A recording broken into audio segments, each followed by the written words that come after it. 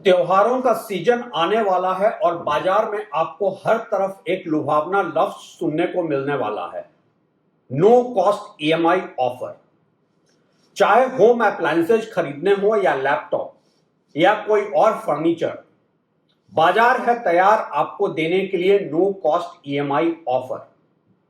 और कुछ तो अपनी लिमिटेड फाइनेंशियल नॉलेज की वजह से, तो कुछ लिमिटेड रिसोर्सेज की वजह से देश का आम नागरिक नो कॉस्ट ईएमआई के पीछे खींचा चला ही आता है।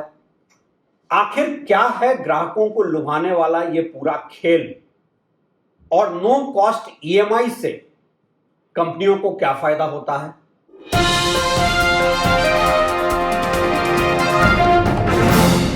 नमस्कार, आप देख रहे हैं आपका अपना consumer channel track to reality और मैं हूं रवि सिन्हा।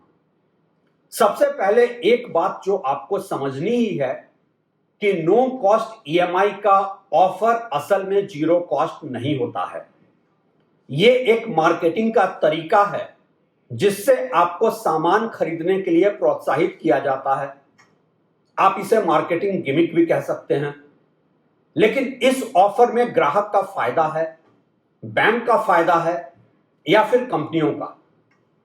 आपके लिए जरूरी है समझना पूरा खेल। ऑनलाइन फेस्टिवल सेल हो या किसी शोरूम में महंगा स्मार्टफोन, टीवी या फ्रिज खरीदना हो, नो कॉस्ट ईएमआई या जीरो कॉस्ट ईएमआई का ऑफर हमें सबसे ज्यादा आकर्षित करता है। यह सुनने में बहुत अच्छा लगता है कि हम कोई महंगा सामान बिना किसी अतिरिक्त ब्याज के आसान मासिक किस्तों में खरीद सकते हैं। लेकिन क्या आपने कभी सोचा है कि अगर आपसे कोई ब्याज नहीं लिया जा रहा तो इसमें कंपनियों या बैंक का क्या फायदा है? आखिर कोई भी बिजनेस बिना मुनाफे के क्यों काम करेगा? असल में नो कॉस्ट ईएमआई ग्राहकों को लुभाने वाला एक बहुत ही स्मार्ट बिजनेस मॉडल है। यह एक ऐसा खेल है जिसमें ग्राहक, रिटेलर, दुकानदार हो या वेबसाइट, और बैंक तीनों को ही कुछ ना कुछ फायदा होता है। लेकिन इसकी असली कीमत ग्राहक ही किसी न किसी रूप में चुकाता है। आपके लिए जरूरी है आप इस पूरे खेल को आसान भाषा और कैलकुलेशन के साथ समझें। क्या वाकई नो कॉस्ट होता है कुछ? सबसे पहले यह साफ कर लें कि आरबीआई के नियमों के मुताबिक कोई भी लोन जीरो इंटरेस्ट पर नहीं दिया जा सकता है।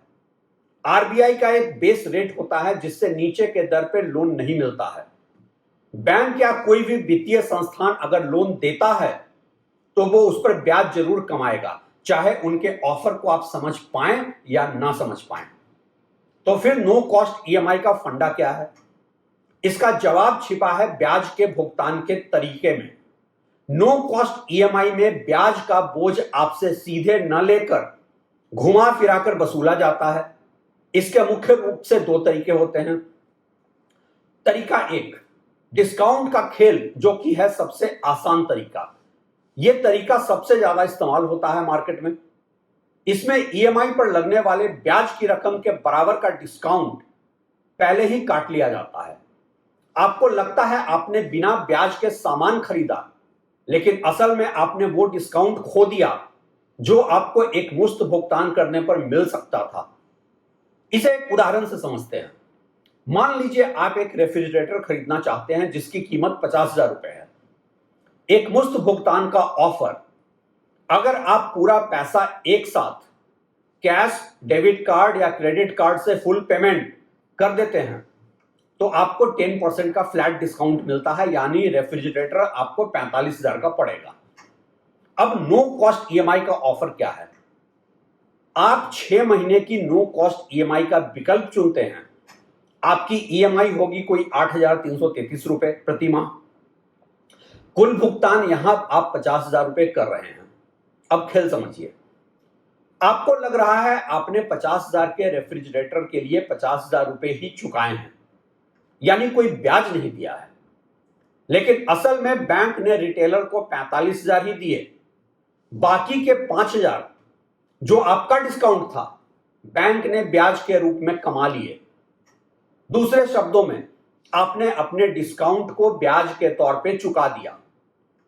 अब तरीका नंबर 2, जब कंपनी या रिटेलर ब्याज भरता है, यह तरीका तब अपनाया जाता है जब किसी नए प्रोडक्ट को प्रमोट करना हो या पुराना स्टॉक जल्दी खत्म करना हो। इसमें प्रोडक्ट बनाने वाली कंपनी या बेचने वाला रिटेलर बैंक के साथ एक समझौता करता है।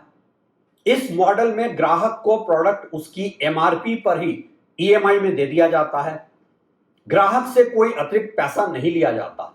जो भी ब्याज बनता है उसका भुगतान वो कंपनी या रिटेलर अपनी जेब से बैंक को करता है। इस पूरे खेल में किसका क्या फायदा है? यह एक विन विन विन सिचुएशन बनाने की कोशिश होती है। ग्राहक का फायदा, सबसे बड़ा फायदा यह कि महंगा सामान खरीदने के लिए एक मुश्त रकम का इंतजाम नहीं करना पड़ता। जेब पर बोझ डाले बिना अपनी पसंदीदा चीज घर आ जाती है। रिटेलर कंपनी का फायदा, बिक्री में बम्पर उछाल। ईएमआई का ऑप्शन देखकर वो ग्राहक भी सामान खरीद लेते हैं जो शायद एक मुश्त पेमेंट नहीं कर पाते। इससे सेल्स कई गुना बढ़ जाती है। पुराना स्टॉक का क्लियरेंस हो जाता है।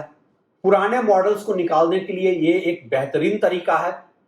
ज्यादा मार्जिन वाले प्रोडक्ट बिक जाते हैं। जिन प्रोडक्ट्स पर मार्जिन ज्यादा होता है उन पर नो कॉस्ट ईएमआई देकर भी रिटेलर अच्छा मुनाफा कमा लेता है। बैंक फाइनेंस कंपनी का फायदा, नए ग्राहक। उन्हें बड़ी संख्या में नए ग्राहक मिलते हैं जो उनके क्रेडिट कार्ड या लोन सेवाओं का इस्तेमाल करते हैं। ब्याज से कमाई, जैसा कि मैंने पहले बताया, उन्हें अपना ब्याज डिस्काउंट या कंपनी के जरिए मिल ही जाता है। प्रोसेसिंग फीस, अक्सर ही नो कॉस्ट ईएमआई के साथ एक छोटी सी नॉन रिफंडेबल प्रोसेसिंग फी जोड़ दी जाती है जो कि बैंक की सीधी कमाई होती है। अगर आपके 50,000 के प्रोडक्ट पे कोई 200-300 रुपए नो कॉस्ट ईएमआई के प्रोसेसिंग फी के लगे तो शायद आप उस पर ध्यान भी नहीं देंगे। सवाल यह है, क्या आपको नो कॉस्ट ईएमआई का विकल्प चुनना चाहिए? नो कॉस्ट ईएमआई हमेशा एक बुरा सौदा नहीं है, लेकिन आपको एक स्मार्ट ग्राहक बनने की जरूरत है। कोई भी फैसला लेने से पहले कुछ बातें ध्यान में रखें। कीमत की तुलना करें। उसी प्रोडक्ट की कीमत दूसरे वेबसाइट या दुकानों पर जाकर पता करें जहां नो कॉस्ट ईएमआई का ऑफर नहीं है। हो सकता है वहां आपको उससे बेहतर डिस्काउंट मिल रहा हो। हिडन चार्जेस जांचें। हमेशा नियम और शर्तें पढ़ें।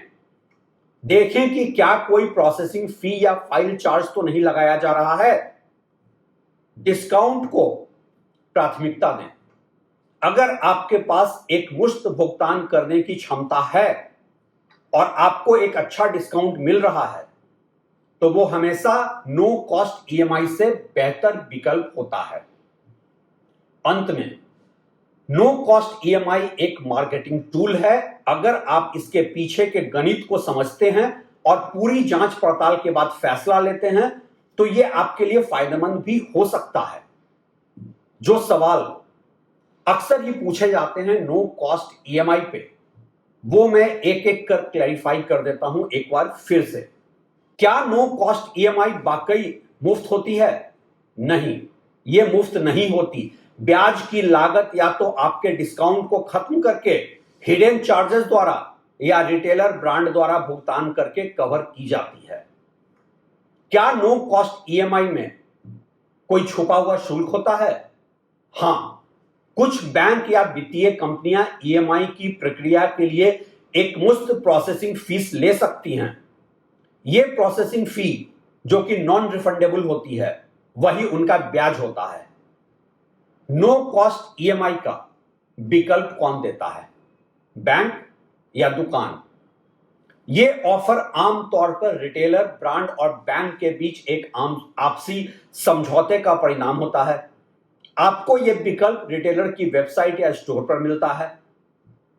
क्या नो कॉस्ट ईएमआई के लिए क्रेडिट कार्ड होना जरूरी है? ज्यादातर मामलों में हां।